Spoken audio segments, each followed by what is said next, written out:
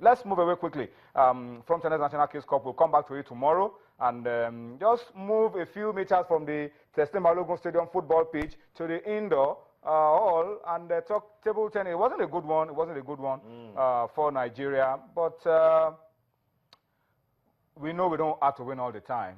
Yeah. But we have to win some of the time. Sometimes you have to win. If you're not winning, let there be positives. What you have on your screen, Esther Tosin Oribamishe. I always talk about her twin. She's grown now. She was playing in the doubles in the under-21 with her friend, Ajoke Ojomu. They lost this game. And it's the way you lose a match, someone will come, tap you and say, well done. And then say, that's a good one for the future. It didn't look that way for Team Nigeria in the under-21s.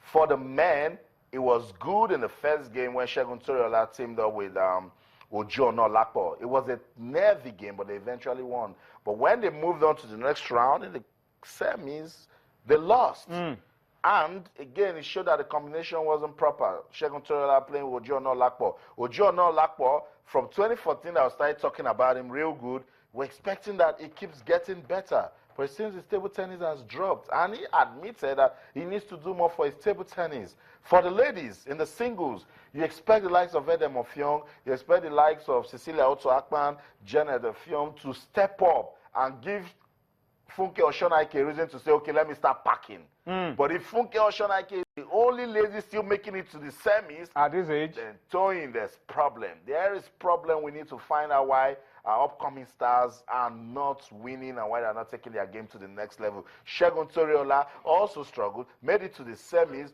We just asking, where was Bode Abiodun? Where was Ojo Lakpo? You know, and some of the good players that we come to talk about. Yes, I spoke to the president of the Nigerian Table Tennis Federation, and for the junior cadets and the under-21s, the future looks good.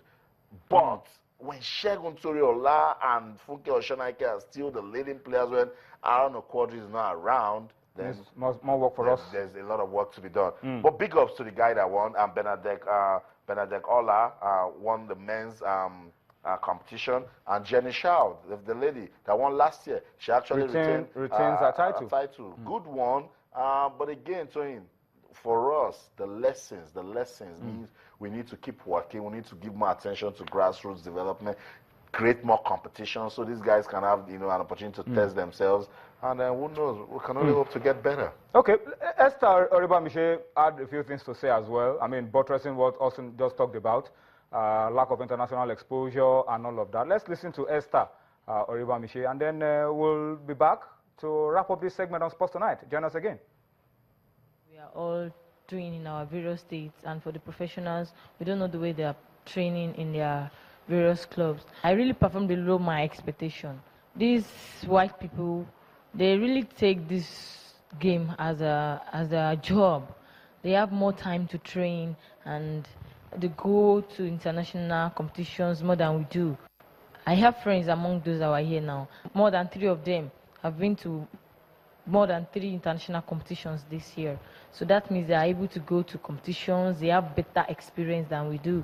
So I can say if we can also be going out constantly and play more international competitions. Concerning the equipment and facilities, we need more equipment. The federal government is trying, but I think this has to do with the state governments, because the federal government cannot be providing equipment for the states.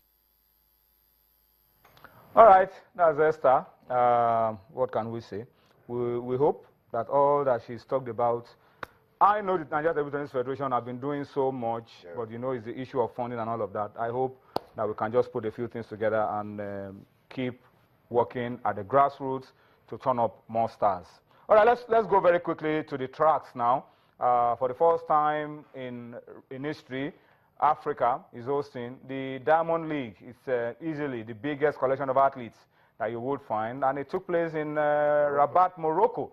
Our focus, of course, is on Team Nigeria and the athletes that we hope will be doing Nigeria proud at the fast approaching Rio Olympics. For Blessing, season best, 11.11 seconds. Not bad, not a bad start, as we hope that she keeps improving as we lead up to the Olympic game. But again, slow start from Blessing, and then she powers on towards the end. But she has said that after the Diamond League, in the next 4 weeks, she's going to make up her mind on what she wants to do at the Olympic Games, whether she goes for the long jump, the go 100 meters, or the 200 meters. And I think the earlier she does that, the better. But for Blessing, it was good. For Tosin Oke, it was good. And we hope that these guys can keep building up as we approach Rio Olympics. That's the hope, Tony. 11.11 season's best for Blessing Akagbare isn't bad.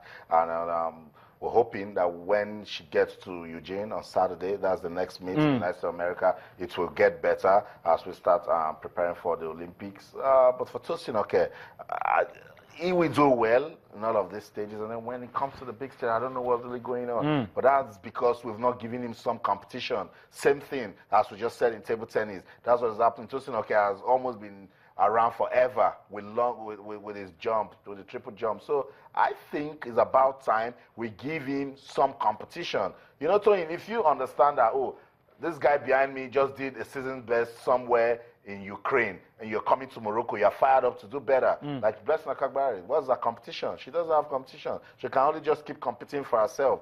But this is a very good one, not just for Nigeria, but also for Africa. See, Caster Semenya still doing well in the 800 meters, and she has been tipped as favorite to also win that at the Olympics. Not just that, South Africa, they are doing so well in 400 meters, in 200 meters, too, we need to learn. Study properly. What is it that they are doing? Suddenly, South Africa, they're becoming a force in athletics. They must be doing something right that we can learn from. But well done to Blessing Akagbare, well done to Tosin Oke. Let's attend more meetings and see and evaluate their performances as we get ready for the Olympics. All right, so that's the message for Team Nigeria. The Olympics are right here, knocking on the door.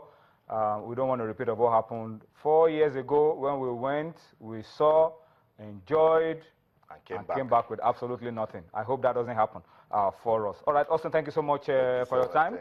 There's still plenty more for you on Sports Tonight. In the next couple of minutes now, we'll be talking Copa America Centenary. And don't forget, Onye Wuchimachuku Yemi Adebayo will still be joining me on Sports Tonight later on. We'll be reviewing the Nigeria Professional Football League at the mid-season. All of that and more for you after this timeout.